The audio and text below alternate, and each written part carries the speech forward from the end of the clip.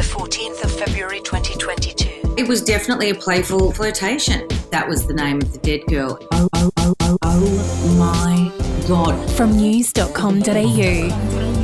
I'm Andrew Bucklow, and I've got news for you. Well, it's Valentine's Day today, and to celebrate, we've decided to take a look at the dark side of love. Now, you might have heard of a Netflix show called The Tinder Swindler. Just forget about that, okay? Because what we have in store for you today is one of the wildest catfishing stories you will ever hear. It involves a breakfast radio show in Adelaide, an online flirtation between two media identities, a 26-year-old woman with breast cancer, and me. Yes, I'm mixed up in this mess as well. It is absolutely bonkers, and I'll start filling you in on what happened in just a moment. In 2008, I was the producer of a breakfast radio show on SAFM in Adelaide. The show was hosted by Rabbit, Amber and Cozzy, and one of the program's hallmarks was Rabbit's gotcha calls. One day, we received an email from a listener in South Australia named Blaine, who asked Rabbit to do a gotcha call on his fiancée, Sarah, who lived in Canada. The gotcha call went off without a hitch, and Sarah and Rabbit actually kept in touch afterwards and became mates who would email occasionally. Now, the plan was for Sarah to move to Adelaide so she could marry Blaine in front of his friends and family. But one morning, she called into our show and told us that she'd been dealt a devastating blow. I had an appointment the next day, so I went in and I was diagnosed with stage 4 breast cancer. Oh, my goodness. So I called Blaine. He hopped on a plane. I was at the airport 36 hours later. And, big hug, big kiss. And one of the reasons I love him is because he's able to joke around about everything. You know, he just looks at me and says, "Babe, it's okay. I'm an ass man. We'll get through this." And what's the long-term prognosis for you, Sarah? I actually just got back from the doctor today. Sorry. You're all right, mate. It's okay, Sarah. I'll be happy to see April. I won't even be married a year. Oh, Sarah. The story struck a chord with our listeners, and we were inundated with calls from people who were offering money to help Sarah fly out to Australia so she could have a wedding before it was too late. Life's not fair sometimes, and I'd like to donate $1,000 if I could to help maybe a bit of that come true for this couple. Oh, Lisa. Hi, I would like to donate some of my Christmas money if I could. Oh, So, sweetie. You know, I'm not a rich person by any means, but I'd really like to help out and give her some money. We received almost $10,000 in donations, and Sarah was all set to fly to Adelaide to marry the man of her dreams with a little help from Rabbit. Rabbit? Oh, God. So, as I've told you, I don't have any family left, and there's a big moment coming up, and my soon-to-be uncle-in-law has offered to walk me down the aisle, and I've said I'd like to ask somebody else first. Jesus. I was wondering, since you're going to be there anyways, if you wouldn't mind taking a walk with me down the aisle. I'd be proud to, Sarah. Thank you. Sarah never made it though. She died before she could make the trip. Joining me now is one of the hosts from The Breakfast Show, Amber Petty, who's since written a book about this story called This Is Not a Love Song. Amber, after Sarah's death, her best friend in Canada reached out to you, didn't she? Yeah, she did. So Sarah Kelly, as she presented, reached out. Actually, just sort of backtracking, just before Sarah died, she wrote me an email and we also spoke on the phone, and she mentioned a lot about this best friend. And essentially she said that she was sort of, quite a powerful woman in media, and she'd worked in radio previously. She was also married to a guy who was in Afghanistan fighting the war, and she was the mother of 4 children. And so they had been long-time kind of childhood friends, and she spoke a lot of her, and she said that if Sarah ever got to Australia, because apparently she had interest in coming to Australia, that the two of us should meet, because she thought that we had lots of things in common given our media backgrounds. And so she actually introduced us via email before she died and sort of started that friendship with us.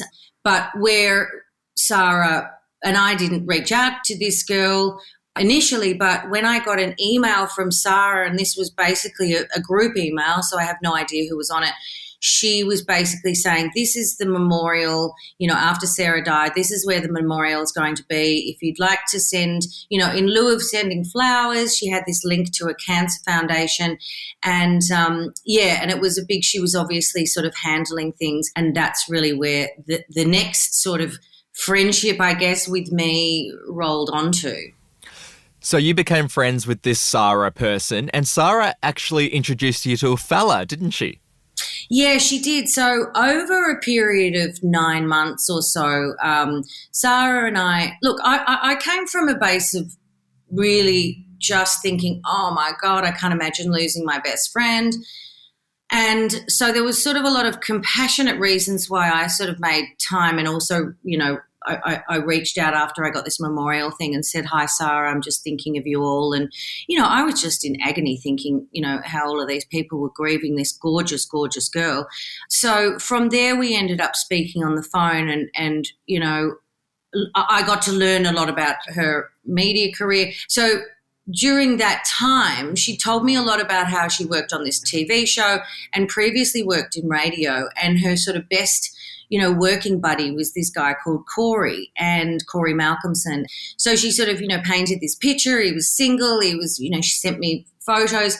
And so one day this very sort of handsome, lovely guy, Corey Malcolmson, sent me an email, and we started, emailing together. And it was definitely a playful, flirtation. And I had nothing better to do at the time. So your relationship over email with Corey developed, and your friendship with Sarah did as well. And eventually she flew out to Adelaide and stayed with you. Yeah, so she had been planning this trip and she wanted to come and she wanted to spread the ashes of her best friend. She also had gifts from Sarah for Rabbit, who was, the sort of entry person for this, and she had gifts for me, and I offered for her to stay at my house. And so in September of 2009, I picked this person up from the airport and spent the next torturous 2 weeks with her. And she ended up spreading Sarah's ashes at the beach when she was staying with you. Yeah, so she was immediately, when I got her off the plane, I could feel very hostile energy, and I didn't realise that I could read energy then, but I just felt like, oh my God, this woman is so angry. And I was desperately trying to sort of please her. And on this one particular day, I was like, oh, finally we might be able to come together, because we talked about spreading the ashes and it felt like it was something that we were both going to do together. As it turned out, I was pretty much her driver, and we got to Glenelg Beach. And she had the ashes of Sarah, the best friend, in a little Glad bag, Glad wrap thing. And we get to the beach, and Sarah pretty much just dumps me where I am as I'm trying to tie up my dogs under a tree. And she marches out to the beach, and she goes in to about up to her knee, and she opens the Glad bag thing, and she starts sort of scattering her friend's ashes. And then, I'm not joking, all of a sudden, out of nowhere, this little gust of wind whips up and sort of literally takes hold the rest of the ashes, which was probably 3/4 left, and it swings it up, takes a sort of left hook, and ends up depositing them all over her friend. And I'm standing on the beach going, oh my God. And I watch her, and she just brushes herself off with the water, turns round, face of thunder, and walks towards me and gets to me, doesn't say a word. And I go, okay, I guess that's my cue to drive this person home, to my home. Amber, when did you start to realise that we might have been duped by this Sarah person? The first kind of penny really dropping was, ironically, my co-host at the time, Cozzy. So he just out of nowhere during a break says to me very thoughtfully, like he's just sort of forming the thought, he said, so Petty, what would you do if you found out that Sarah wasn't who she said she was, which means Sarah doesn't exist, Corey doesn't exist, none of them exist? And I've just looked at him, and my first thought was, how disrespectful that you could post something like that includes this beautiful girl that we, tragically, dies at 27, that we all fell in love with, even though we didn't meet her. And then I just sat back, and I don't even think I answered him. And I just sat back, and suddenly it was like this feeling of this explosion in my stomach just went off. And I kept thinking, oh, my God, what's happening here? Oh, my God, why am I feeling like this? It was one of those moments where you just go, oh, my God, something really, really bad has gone on here, and I don't know what it is. So we found out that Sarah never existed. We found out that Corey wasn't real, that basically they were both created by Sarah. Now, you figured that out after doing some digging. How did you discover that you'd been fooled by this woman? So over time, I would email or try and contact Sarah, and then eventually her phones went dead, like no one is here, and then her email went dead, and then Blaine, the fiance's email went dead, and then Corey's email went dead. So obviously I knew, oh God, this is really bad. Like, this is just looking like this is all a scam, but I still didn't know what the deal was. But I really had this intense feeling that if I pursued the line of trying to find Corey, I was convinced that there was a Corey. And so I spent one night just Googling like crazy. And I wasn't the most sophisticated Googler, I have to say. But eventually I used the Corey that she dangled and, whoever was behind this email address. I used the photos that I had. I had 2 or 3 photos of him. And I just was Googling something like, Corey and, Corey Radio, Corey Canada. And then suddenly I found this guy pop up, and there was a Corey, but his name was different and he was still in radio.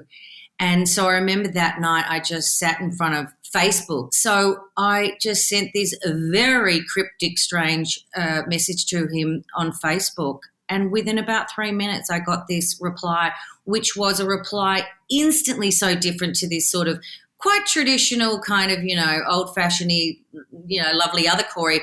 And I thought, oh, God, here we go. This is definitely a different person. And that was the starting point of me finding out that eventually that he knew this girl, that she had done a similar scam to them.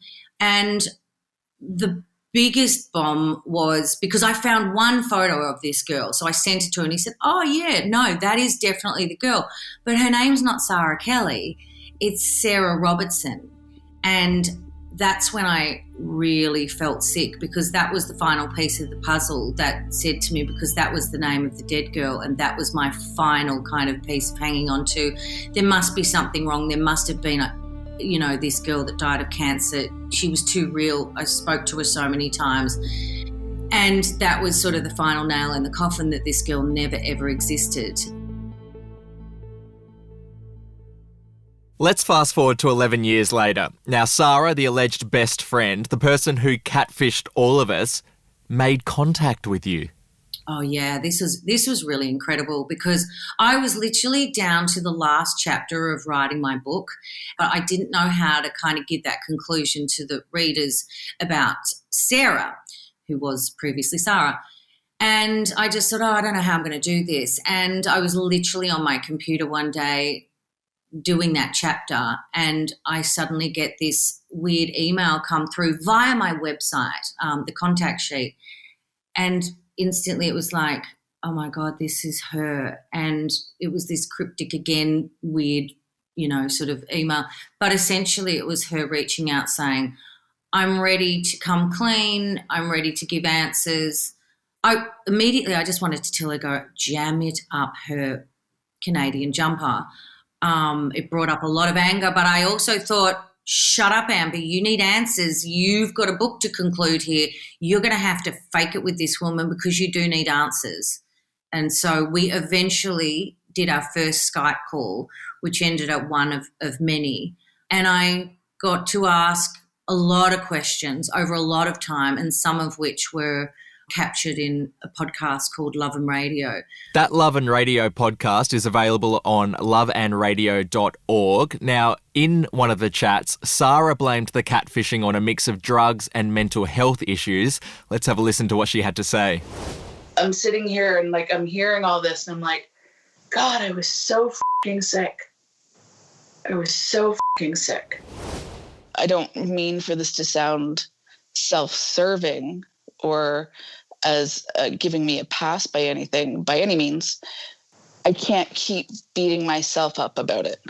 I did it. I am truly sorry that I allowed myself to do that. Regardless of mental health or this or that or alcoholism, addiction, those are things that were happening in my life, but that doesn't make it okay at all. Okay, so wild, Amber. My big question out of all of this, did you ever find out whose ashes she spread at the beach that day? Oh, yes. Great question. I absolutely did. So she basically told me that part of this, she was going through a hard time and she, was diagnosed with bipolar and she was abusing drugs. She was doing cocaine. She was drinking, blah, blah, blah. She said that when she was about 22, she had this very, very close friendship with a male, and that's very suddenly while they were on a tour, he had died. So she said that in the bag was actually this young guy that she'd been best friends with, and that it was him that had aspirations of going to Australia one day, and it was him in the bag that she spread. Do you believe her? Absolutely not. No. Amber, this story has so many twists and turns. We've only touched the tip of the iceberg. For the full story, you can check out Amber's book, This Is Not a Love Song, which is available to buy through Booktopia in paperback or as an ebook. Amber Petty, thank you for taking this twisted walk down memory lane. It's always twisted when you come walking with me.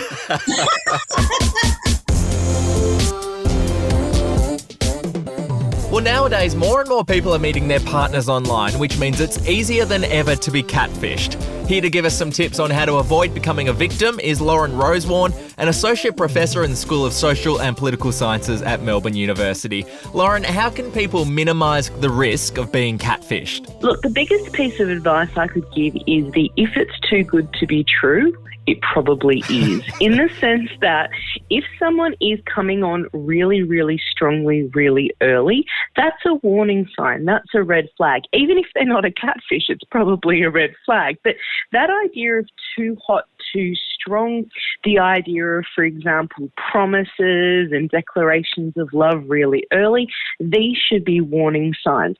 There are other clues as well, though, and one of the other clues, for example, would be asking you information about yourself that is perhaps not that you'd give out in ordinary conversation, but rather is things like, what's your mother's maiden name? Those kind of things are a little bit dodgy as well. Another big red flag is the postponement of an in-person meeting. If they're stringing you along for a really long time, they're not engaging, for example, with a video chat, something in real time, then quite possibly, again, their identity is potentially fraudulent. Lauren, there might be people listening right now who are going, oh God, I'm in an online relationship and this is all feeling a little bit sus. Is there anything people can do to find out once and for all if they are being catfished? Look, again, if you're already doubting the veracity of your relationship, it's kind of like the second you're, going through your partner's emails or search history, the seeds of doubt have already been planted. I suspect there's already some cracks there anyway. But the very fact that you're querying whether you're being catfished makes me think you quite possibly have never had that real in-person meeting. So if that's the case, I think this is probably a good sign to get out. But that said, there are a few things you can do. And one of the obvious ones is actually Google the person, right? Have they given you information about, for example, not only their name, first name and surname, where do they work? everybody is going to, anyone under 60 really is going to have an online profile of, if there is no electronic footprint for this person, again, I'd be questioning, do they exist? You can also do a reverse search on any images that they send you. Have they taken photographs from a stock photo library? And you can use Google's reverse images search function to check whether the photos that you've been sent are actually anywhere else online. And that'll give you a hint as well as to whether, because a real suitor, a real partner, isn't actually going to be stealing photos from a photo library. Rather, they'd normally be able to provide their own. Why do people catfish other people?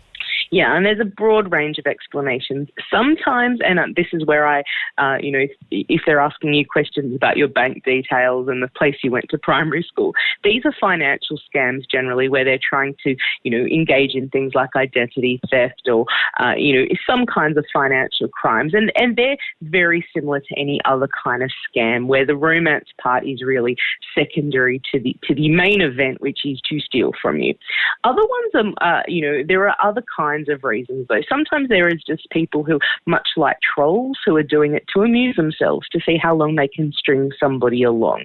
Then there are the other more sort of psychological torment ones. These are people you may actually know in real life who are using this as some kind of a revenge. And we've certainly heard some high-profile cases where someone's best friend or someone they know or an ex-partner is doing it to be vindictive. Before I let you go, just a reminder, you should check out Amber Petty's book, This Is Not a Love Song, to get the full story about that very bizarre catfishing. Thanks for listening to I've Got News for You, and happy Valentine's Day, lovers.